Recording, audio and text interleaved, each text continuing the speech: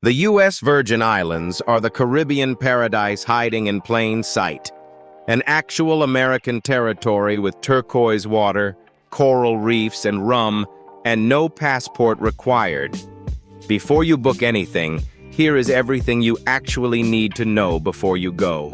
We are covering entry requirements, getting between the islands, the best areas to stay, safety, real costs, the best time to visit, and the mistakes first-timers keep making.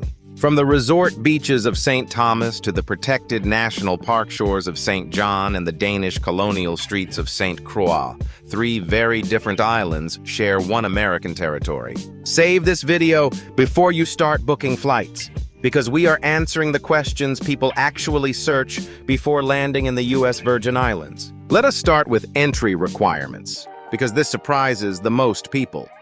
The U.S. Virgin Islands are an American territory, so U.S. citizens do not need a passport or visa, only a valid government photo ID. That said, bringing an actual passport is still smart, since airlines occasionally ask for one, and it makes any unplanned side trip to the nearby British Virgin Islands far simpler. International visitors from outside the United States follow the exact same entry rules as entering the U.S. mainland, including ESTA authorization for visa waiver countries, or a standard U.S. visa where required. Because the USVI is U.S. territory, there is no currency exchange to worry about.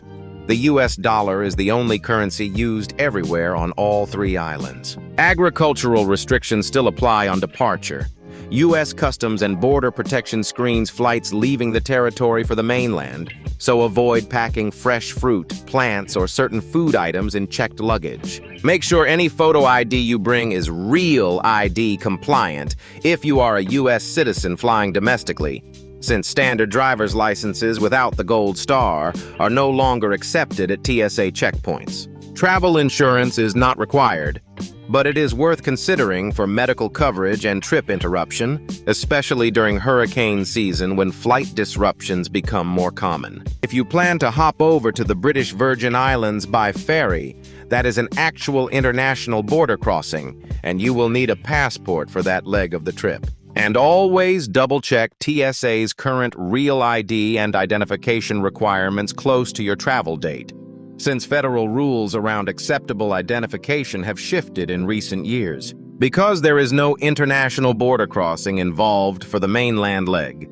connecting flights through a U.S. hub on the way to St. Thomas require no extra customs stops, making itineraries simpler than a true international trip.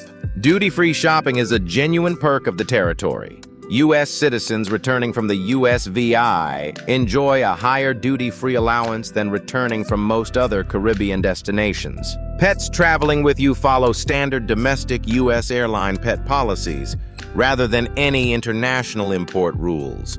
One more small convenience that comes with the territory's American status. Most visitors fly into Cyril E. King Airport on St. Thomas, well connected with direct flights from major U.S. cities, including Miami, New York, and Atlanta, plus a smaller airport on St. Croix. St. John has no airport at all, so getting there means flying into St. Thomas and taking a car ferry or passenger ferry across the channel, usually about 20 minutes. Inter-island ferries connect St. Thomas and St. John constantly throughout the day, while getting to St. Croix requires either a short flight or a longer, less frequent ferry service. Here is the detail that catches almost every first-timer off guard.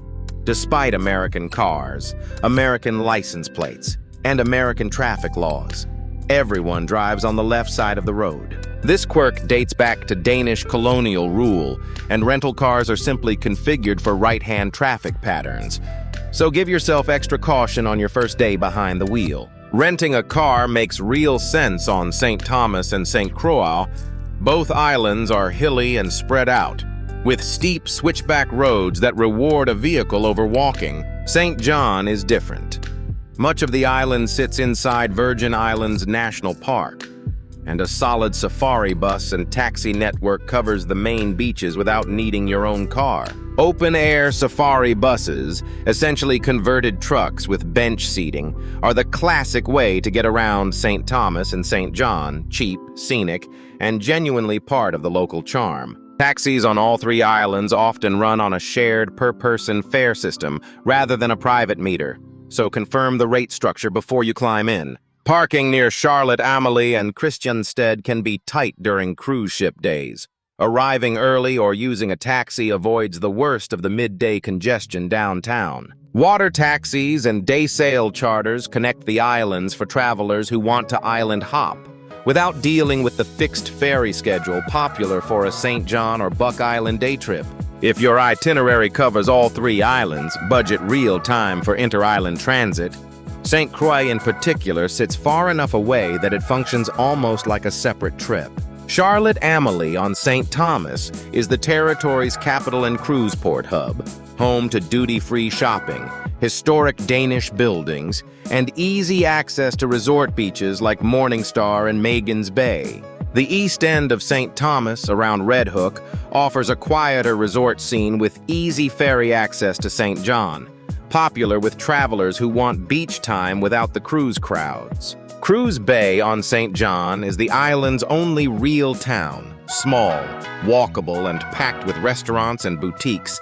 Plus, it sits right at the ferry dock and national park entrance. Staying on St. John generally means paying a premium for a quieter, more nature-focused experience, since most of the island is protected national park rather than developed resort land. Christiansted on St. Croix is the larger of the island's two historic towns, with colorful Danish colonial architecture, a walkable waterfront, and the best concentration of restaurants and nightlife on the island. Frederiksted on St. Croix's west end is smaller and more laid back, known for cruise ship visits, historic Fort Frederick, and easy access to some of the island's best sunset views. First-timers with limited days generally do best picking one or two islands rather than trying to properly experience all three, given the ferry and flight logistics between them. St. Thomas works best as a base for resort comfort and shopping, St. John for nature and beaches, and St. Croix for a quieter, more local Caribbean pace. Large resort chains cluster around St. Thomas's east end and along Magens Bay, offering pools, water sports, and organized activities for travelers who prefer not to plan every outing themselves. Vacation rentals and villas are widely available on all three islands, often delivering more space, a kitchen, and a more local feel than a resort room, especially on St. John and St. Croix. Boutique guest houses in Christiansted and Cruise Bay offer real character inside restored colonial buildings, generally at a lower price point than the big beachfront resorts on St. Thomas. Now let us talk safety. The main tourist areas across all three islands are generally safe for visitors who take normal precautions, similar to visiting any U.S. destination with a resort economy. Petty theft, including bag snatching and car break-ins, is the most common issue, so avoid leaving valuables visible in a parked rental car and keep bags zipped in crowded areas. Certain neighborhoods outside the main tourist corridors on St. Thomas and St. Croix see higher crime rates, so stick to well-trafficked areas after dark and use a taxi rather than walking unfamiliar streets late at night. Hurricane season runs June through November, with peak risk August through October. So check storm forecasts closely if your trip falls in that window and consider travel insurance. Emergency services mirror the U.S. mainland. Dial 911 for police, fire, or medical emergencies. And English is the primary language for all emergency responders. Driving on the left with an American-style car is genuinely the biggest daily hazard for visitors. Take roundabouts and narrow hillside roads slowly until the pattern feels natural. Sun and heat present a more common risk than crime for most visitors.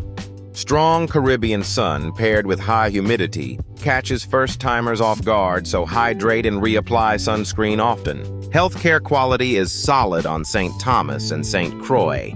Both have hospitals, though St. John relies more heavily on St. Thomas for serious medical needs worth knowing before you go. Overall, most visitors encounter nothing more serious than a slow ferry schedule. The territory's reputation among American travelers as an easy, comfortable destination is well earned. Rip currents and reef hazards can be real at some of the more exposed beaches. Always check posted flag warnings and avoid swimming alone in unfamiliar surf conditions. Register with a family member or friend about your general itinerary before a trip involving remote hiking trails in Virgin Islands National Park.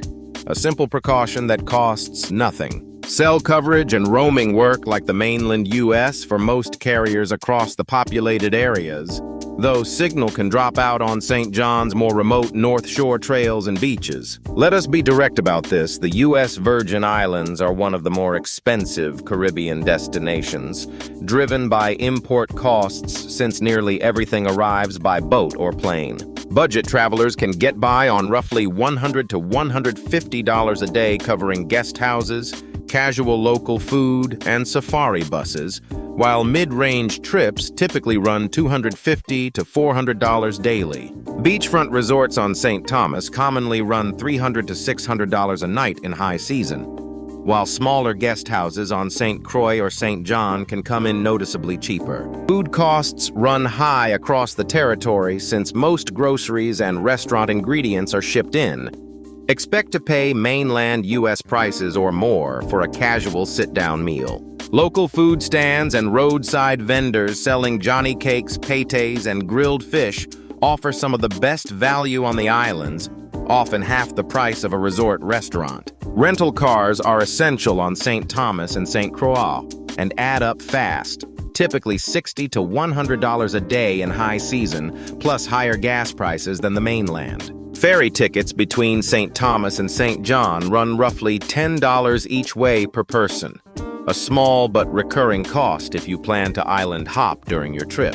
National Park entry to many St. John beaches is free, though popular sites like Trunk Bay charge a modest per-person fee that helps fund trail and reef maintenance. Tipping follows standard U.S. customs, 15% to 20% at restaurants and a few dollars for hotel and boat crew staff, since the territory operates under the same service culture as the mainland. Altogether, a comfortable week across the islands covering a mid-range hotel, good food, and steady sightseeing typically lands between $2,200 and $3,500 per person, excluding flights. Flights to St. Thomas from major U.S. cities are priced like other Caribbean routes rather than domestic ones, so book several months ahead in high season to avoid the steepest fares. Duty-free shopping in Charlotte. Amelie can genuinely offset trip costs for travelers interested in jewelry, liquor, or electronics, a real perk of the territory's tax structure. Water sports, snorkel gear rental, catamaran day trips, and dive excursions add up quickly. Budgeting an extra $100 or more per activity day keeps expectations realistic. High season runs December through April, the dry season, when mainland winter drives the biggest crowds and highest prices, but also delivers the most reliable sunshine and calmest water of the year. Shoulder season, late April through May and November, offers a strong balance of good weather and noticeably lower hotel rates, worth targeting if flexible dates matter more than guaranteed sunshine. Hurricane season runs June through November, with peak risk August through October, bringing the year's lowest prices but real storm risk, so watch forecasts closely if you book this window. Summer brings warmer water and fewer crowds at popular snorkel spots, appealing to budget-conscious travelers willing to accept the higher chance of tropical weather disruption. Carnival on St. Thomas typically runs in late April, filling Charlotte Amalie with parades, music, and color. Exciting if you want the energy, worth planning around if you prefer quieter streets. St. Croix hosts its own Crucian Christmas festival, running from mid-December into January.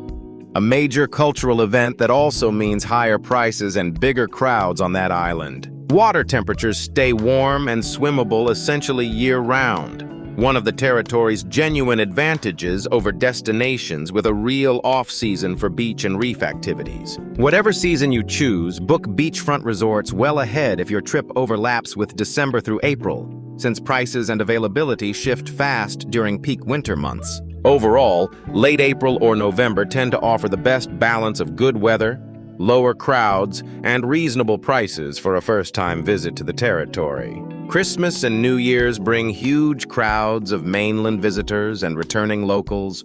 Book flights and hotels months ahead if your trip overlaps this window. Cruise ship days can noticeably crowd Charlotte Amalie and Christiansted streets and shops by midday.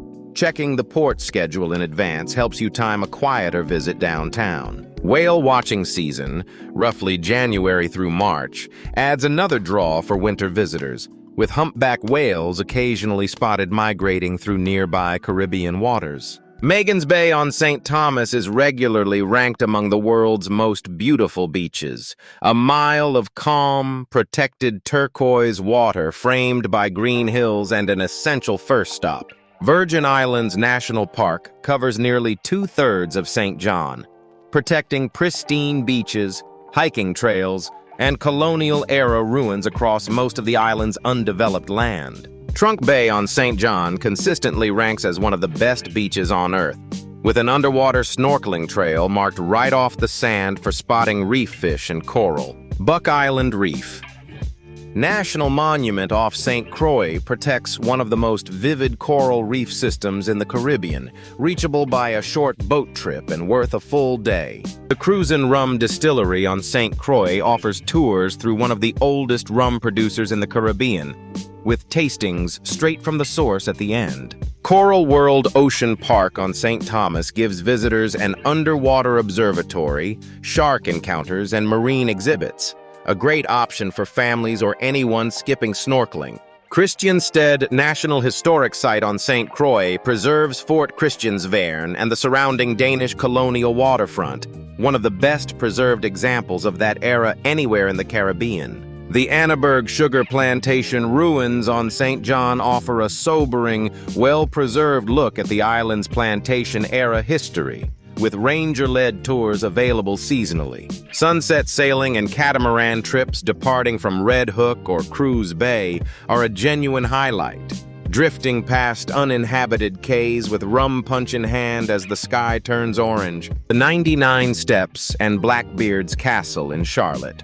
Amalie combine a scenic hillside climb with pirate-era legend and sweeping harbor views over the cruise port below. Whim Plantation Museum on St. Croix preserves a restored great house and sugar mill, offering context for the island's complicated colonial and enslavement history. And a day sail or ferry trip out to nearby Jost Van Dyke or the British Virgin Islands, passport required, adds an easy international side trip for travelers based on St. John. West Indian cuisine defines the territory's food identity. Dishes like fungi, a cornmeal side, callaloo stew, and conch fritters blend African, Caribbean, and Danish colonial influences into something distinct. English is the official language, though many locals speak with a distinct Crucian dialect, a rhythmic Caribbean English with its own vocabulary that visitors quickly grow to love. The islands carry deep Danish colonial history. Denmark purchased and controlled the territory until selling it to the United States in 1917, a fact that still shapes local architecture and street names today. Locals are famously warm, but appreciate visitors slowing down and greeting people properly. A simple good morning or good afternoon before any request goes a long way in daily interactions. Meal times run relaxed rather than rushed, and island time genuinely applies to restaurants and tours. Building extra flexibility into your schedule saves frustration. Reggae, soca, and calypso music fill the air around Cruz Bay and Christiansted most evenings, and carnival season brings troops practicing routines in the streets for weeks beforehand. Casual dress is the norm nearly everywhere, even at nicer restaurants, though beachwear alone is generally considered too casual once you step away from the sand. Tipping follows U.S. custom, 15 to 20% at restaurants and for boat crews on charter trips, since the territory operates under the same service culture as the mainland. Cruzan rum, distilled on St. Croix for over 250 years, remains a genuine point of local pride, and trying it at the source beats any bottle back home. Carnival season, centered on St. Thomas in April and on St. Croix around Christmas, brings elaborate costumes, parades, and steel pan music that reveal the deepest local culture on the islands. And learning a little of the territory's layered history, Taino, Danish, African, and American, before you go turns a beach trip into a genuinely richer cultural experience. Fish and fungi, the unofficial national dish, is worth seeking out at a local restaurant rather than a resort buffet for the most authentic version. The biggest mistake is not realizing a passport is unnecessary. Some travelers cancel or delay trips assuming they need one when a standard photo ID is all that is required for U.S. citizens. Forgetting the left side driving rule catches nearly every first-time renter off guard.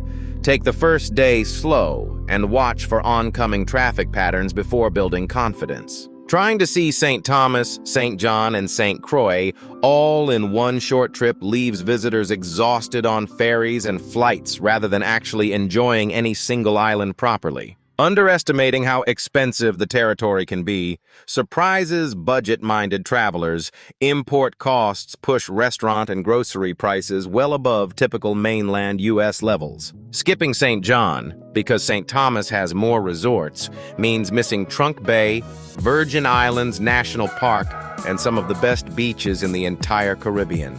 Booking a hurricane season trip without travel insurance or flexible cancellation policies can turn a storm disruption into a costly, stressful situation rather than a manageable delay.